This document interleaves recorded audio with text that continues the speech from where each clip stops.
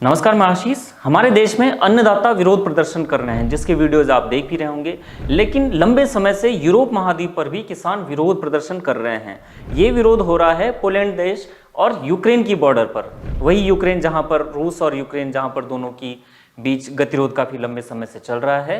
ये किसान यूक्रेन से आने वाले अनाज के खिलाफ प्रोटेस्ट कर रहे हैं। पोलैंड के किसान यूरोपीय यूनियन का विरोध भी कर रहे हैं और कुछ दिन पहले ही उन्होंने ईयू के मुख्यालय पर अंडे भी फेंके। ये लगभग 500 ट्रैक्टर के साथ 1000 किसान सड़कों पर हैं। इन किसानों की नाराजगी की प्रमुख वजह यूक्रेन से सस्ता खाद्य का आयात है। कारण ये है कि स्थानीय किसानों का जो वहां पर अनाज खरीदे जाने के बजाय उनकी सरकार पड़ोसी यूक्रेन से सस्ते में वहां पे अनाज इंपोर्ट कर रही है।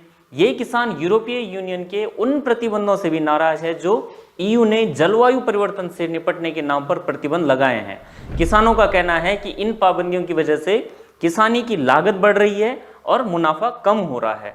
साथ ही साथ पड़ोस के यूक्रेन जो युद्ध वहां पे चल रहा है उसका भी पोलैंड के किसानों पर गंभीर असर पड़ रहा है। अब देखिए कि अपने किसानों पर पाबंदी और पड़ोसी किसानों के सस्ते अनाज का इंपोर्ट, ये वहां पर किसानों के विरोध प्रदर्शन की बहुत बड़ी वजह बन चुकी है।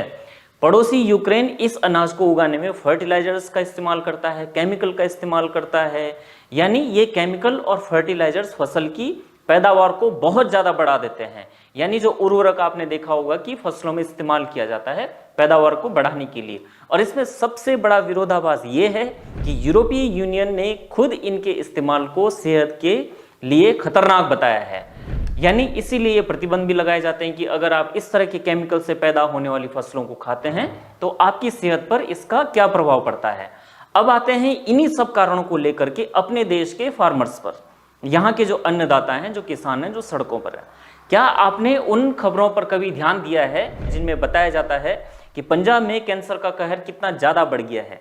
इसके पीछे सबसे बड़ी वजह फसलों में कीटनाशकों यानी फर्टिलाइजर्स और केमिकल का अत्यधिक प्रयोग बताया। राज्य कैंसर संस्थान अमृतसर में रोजाना 70 से 80 कैंसर रोगियों का इलाज हो रहा है, जबकि हजारों लोग प्राइवेट अस्पतालों से ट्रीटमेंट ले रहे हैं। बड़े ही नहीं बल्कि इस कैंसर से पंजाब में छोटे बच्चे भी पीड़ित हैं, बड़ी मात्रा में पीड़ित हैं। पंजाब में हर साल करीब 50 बच्चे ट्यूमर और ब्लड कैंसर से पीड़ित हो रहे हैं। पंजाब के पर्यावरण में जहर घुला हुआ है। 1.5% भौगोलिक क्षेत्र में 18% कीटनाशकों का इस्तेमाल किया जा रहा है। लगभग सारा वर्ष यहाँ के लोग कीटनाशकों से एक्सपोज्ड हैं। मालवा की अगर बात करें तो मालवा को तो पंजाब के कैंसर बेल्ट का नाम से भी जाने जाना लगा। हर साल यहाँ कैंसर के हजारों मामले सामने आते हैं। पूरे देश में जहाँ कैंसर के 8 से 10 लाख नए मामले सामने आ रहे हैं, वहीं पंजाब में 1 लाख लोगों में 90 मरीज कैंसर से पीड़ित हैं। ICMR की रिपोर्ट के मुताबिक पहले राज्य में मुक्तसर हो गया, बठिंडा हो गया, संगरूर और तरन में ही कैंसर के मरीज सामने आते थे, लेकिन अब ये हर जिले में सामने आ रहे हैं। पिछले साल के एक डेटा को देखें तो राज्य स्तरीय कैंसर संस्थान अमृतसर की रिपोर्ट से पता चलता है कि मात्र 1.5 महीने में ही पंजाब में कैंसर के 2200 नए मामले सामने आए। ICMR द्वारा संसद में साझा किए गए आंकड़ों के अनुसार पंजाब में कैंसर के मामले जहां साल 2021 में 39,521 थे, वहीं ये साल 2024 में बढ़कर के 42,288 हो गए हैं।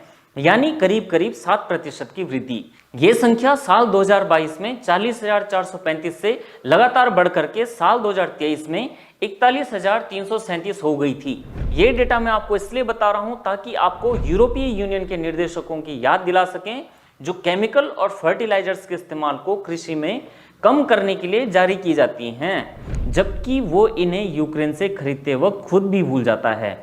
या तो मैं आपको यूरोपियन यूनियन की जगह अपने स्वदेशी प्रधानमंत्री नरेंद्र मोदी के वो बयान भी याद दिला सकता हूं जिनमें वो कह रहे थे कि हमारा किसान सिर्फ गेहूं और चावल तक सीमित न रह करके दुनिया में जो आवश्यकता है उसका उत्पादन करे। यानी वो कहना चाह रहे हैं कि जो गेहूं है हमारे पास सरप्लस में होता है, उनको छोड़ करके हम उन चीजों का उत्पादन करें जिसकी विश्व में डिमांड है। इसमें तिलहन है, बागवानी है, पाम ऑयल है, आदि आदि काफ़ी सारी चीज़ें ऐसी होती हैं जिनका वो जिक्र कर रहे थे।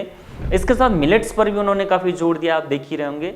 और ऐसी ही चीज़ें केमिकल से बढ़ने वाले कैंसर को देखते हुए सरकार जैविक खेती यानी जिसे ऑर्गेनिक फार्मिंग कहते हैं उसको भी बढ़ावा देने की बात कर रही है।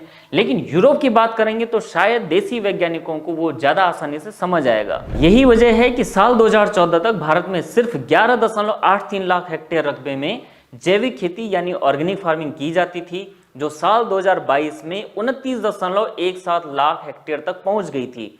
नॉर्थ ईस्ट स्टेट में इसका प्रसार बढ़ रहा है। हालांकि अन्नदाता कभी नॉर्थ ईस्ट के नाम से नहीं जाने जाते हैं। अन्नदाता शब्द तभी आप जाने जाते हैं जब आप ट्रैक्टर लेकर के कहीं कुछ धमकी भरे संदेश लेकर के उतरते हैं। मैंने अपने पिछले वीडियो में भी अन्नदाता शब्द पर प्रकाश डाला था, आप हमारे YouTube चैनल पर या ट्विटर अकाउंट पर उसको देख सकते हैं।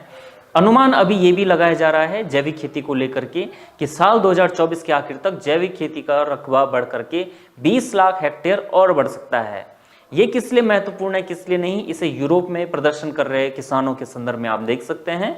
भारत में जो किसान प्रदर्शन कर रहे हैं, जिसमें अधिकांश पंजाब क्षेत्र में लोग जो एजिटेशन है वहां पर है, अगर आप इस वीडियो को फिर से देखेंगे और ठहर करके समझेंगे तो आपको पता चलेगा कि मुख्य दर्द क्या है। मैं आशीष, देखते रहे द पैम्फलेट। धन्यवाद।